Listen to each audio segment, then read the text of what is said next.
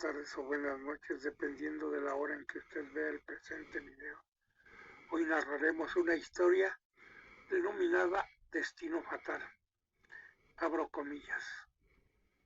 Unas cuadras en dirección oeste, en Aldgate, que formaba parte de la City de Londres y por ende quedaba fuera de la jurisdicción de la Policía Metropolitana Inglesa, se encontró una segunda víctima salvajemente mutilada.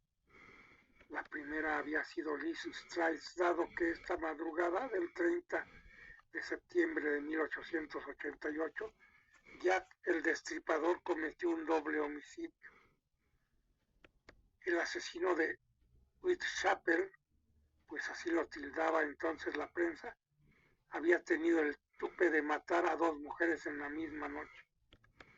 Edward Whitkins, policía de la City, patrullaba circundando la plaza Mitre cada 15 minutos con tediosa regularidad. Enfocó el haz anaranjado de su linterna de ojo de buey hacia el pavimento de la plaza, pero no captó nada fuera de lo normal. En su siguiente ronda, a la 1:45 de la mañana, descubrió un cuerpo femenino con las polleras levantadas sobre el pecho. Yacía bañada en sangre. La habían despalzurado como si fuera un cerdo expuesto para la venta en el mercado. Sus entrañas estaban echadas, formando un montón alrededor del cuello. Relataría ulteriormente. Corrió en pos de auxilio hasta la caseta ocupada por el velador de los almacenes de la empresa Kerley & Tonk, que bordeaban aquel emplazamiento. «Amigo, por favor, ayúdeme». «¿Qué pasa?», preguntó el cuidador, emergiendo de la madorra del sueño que aquella tardía hora lo habría vencido. «Han despedazado a otra mujer. El asesino volvió a atacar», musitó Whitkins en sus 17 años de experiencia. Nunca se había enfrentado a una monstruosidad semejante y a duras penas lograba disimular su pánico. El primer profesional en llegar al escenario fue el doctor George William Siqueira, un residente del barrio. Asistió al médico policial Frederick Gordon Brown, quien arribó a las 2:18, según quedó anotado con puntillosa exactitud en el reporte de la autopsia. También acudieron un inspector y dos agentes. Pronto comparecería allí mismo el máximo responsable policial de la City de Londres, comisario interino Henry Smith. Al rato convocaron a este jerarca a la entrada de un edificio, sito en la calle Goldstone. Sobre la acera yacía un retazo del delantal manchado con sangre que, conforme se sospechaba, el ejecutor le había arrancado a la mujer.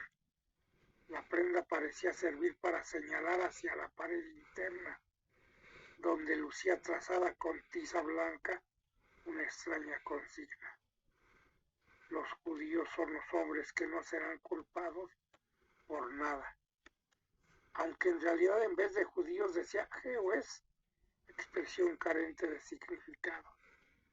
A las 5 de la madrugada se apersonó en el lugar de esta pintada el supremo jefe de la Policía Metropolitana, general Charles Warren, bajo cuya competencia caía aquella presunta prueba. El jerarca marcó el lugar y mandó borrar el grafiti sin esperar a que amaneciera para ser fotografiado. Henry Smith y otro inspector de la City allí presente aceptaron a regañadientes esta decisión. Catherine Eddowes, tal era el nombre de la víctima de la Plaza Mitre, había nacido en los Midlands. Era hija de un artesano que trabajaba en hojalata y de niña fue trasladada a la capital británica, donde la criaron en una escuela de caridad. Contando con 19 años se fugó con un soldado bastante mayor llamado Thomas Conway. cuyas iniciales llevaba tatuadas en su antebrazo izquierdo. Convivió con el miliciano durante 12 años y procreó 3 hijos. Durante sus últimos 4 años mantuvo un vínculo estable con el vendedor ambulante John Kelly y desempeñaba labores zafrales como, por ejemplo, cegar lúpulo en la ciudad de Kent, desde donde arribó con su pareja al East End días antes de su óbito. Aunque su amante y otros conocidos lo negaron en la instrucción, con toda probabilidad ejercía el oficio más viejo del mundo en forma ocasional. En el otoño de 1888 su vida discurría en neto deterioro. Con 46 años vivía alejada de sus hijos, quienes renegaban de ella. Tanto le rehuían que su hija mayor, casada, suministró una dirección falsa cuando Kate la buscó a fin de solicitarle un préstamo. Ese pedido de dinero frustrado fue la razón de que la mujer estuviera en Whitechapel. Por entonces, pues ella y John se habían gastado las magras ganancias obtenidas en la recolección del lúpulo. Empeñaron las botas de hombre para que la noche anterior ella durmiera en una pensión, y como no alcanzaba para los dos, él se despidió en busca de un asilo masculino donde pernoctar. A la mañana entrante se reencontraron en un mercadillo de ropa vieja, ubicado en Home Street, entre las calles Aldgate y Bishopgate, y desayunaron con lo que les quedaba del dinero recibido por las botas. Luego se marcharon cada uno por su lado, tras prometer volverse a reunir a la caída del sol en aquel mismo sitio. Pero para ese momento la joven ya se había olvidado de la cita convenida. Era una alcohólica redomada y en tal estado se encontraba la noche del 29 de septiembre. Tú, abran paso, tú, gritaba con voz estridente, pastosa por la ingesta de ginebra, imitando el ruido de un carro de bomberos, al tiempo que se aferraba como podía al caño de una farola a gas. No resultaba una borracha violenta, pero sus chillidos ahuyentaban a los clientes del puesto delante de cuyo expendio se había ubicado. Tras salir de la taberna, el comerciante mandó a su aprendiz en busca de algún vigilante, y al rato aparecieron 2 policías de la comisaría más próxima, que era la de Bishopgate. Vamos, ven con nosotros a la comisaría. Te quedarás encerrada hasta que se te pase la resaca, ordenó el más viejo de los 2. No opuso resistencia y la transportaron haciéndola cada uno por el brazo porque apenas podía mover las piernas. Una vez en la comisaría fue conducida frente al escritorio del agente de guardia George Hood, quien le preguntó: ¿Cómo te llamas? Nada, rumió, al tiempo que se dejaba caer encima de un sargento que trabajosamente la sostuvo. No puede ni mantenerse en pie. ¿La pongo en el calabozo? El otro frunció el ceño y asintió. A las 12:30 de la noche se reincorporó y preguntó cuándo la dejarían marcharse.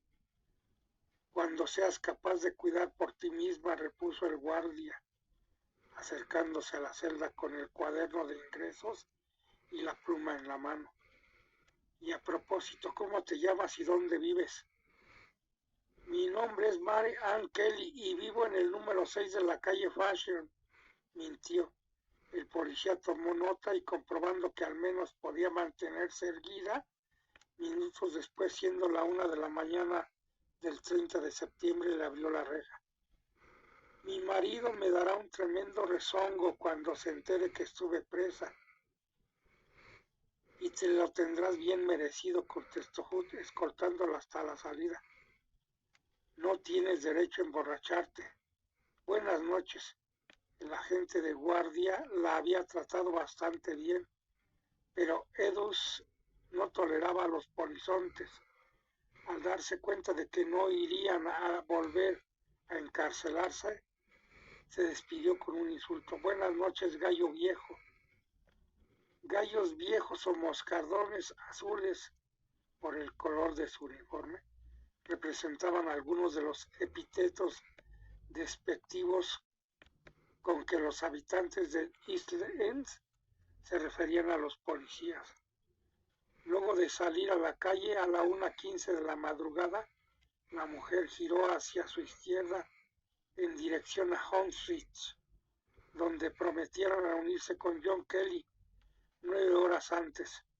Sin embargo, no siguió recto por ese sendero, sino que en cierto momento ejecutó un rodeo y por razones que se desconocen, se encaminó con destino a la Plaza Mitre.